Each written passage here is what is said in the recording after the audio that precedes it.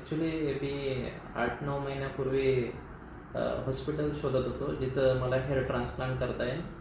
आणि त्याच्यानंतर बऱ्याच ठिकाणी मुंबईमध्ये बघितलं की एखादा डॉक्टर चांगला भेटेल, तो मला व्यवस्थित गाईड करेल. कारण की हेअर ट्रान्सप्लांट म्हटल्यानंतर भीती असतेच मनात की ते बरोबर करतील का, त्याचे साईड इफेक्ट किंवा काय कसं काय होईल. मग नंतर बऱ्याच ठिकाणी व्हिजिटही केलं मुंबईमध्ये. नंतर मला माझ्या मित्राने सांगितलं, त्यानेच इथं मुंबई आपल्या नाशिकलाच केलेलं मनोज सरांकडं. मग मी इकडं आल्यानंतर मला सरांनी गाईड केलं की कसं करायचं आहे, काय करायचं आहे, सगळ्या पद्धतीने त्यांनी मला सांगितलं आणि त्यानुसार मी त्यांची ट्रीटमेंट घ्यायचं ठरवलं. मग ज्या वेळेला मी ट्रीटमेंट घेतली त्यावेळेला अतिशय म्हणजे केसांची म्हणजे केसच नव्हते असं म्हणू शकतो आपण, कारण की पूर्ण केस केलेले वरचे, फ्रंटचे आणि क्रोनचे. आणि 8 महिन्यानंतरचा जो माझा लुक होता त्याच्यामुळं बऱ्याच ठिकाणी प्रॉब्लेम यायचे. म्हणजे एक पर्सनॅलिटी म्हणतो ना आपण, तिथं लो कॉन्फिडन्स जाणवतो आपल्या हेअर लुकमुळं. आणि ती गोष्ट कुठंतरी मला ओव्हरकम करायची होती.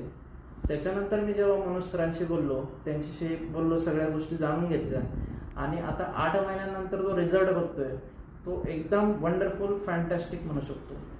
मी सगळ्यांना हे सजेस्ट करू शकतो की तुम्हाला जर हेअर ट्रान्सप्लांट करायचं असेल कोणालाही, तर 100% डोळे दाखवून तुम्ही इथं येऊ शकता आणि म्हणजे आपल्याला जी ट्रीटमेंट घ्यायची ती घेऊ शकता.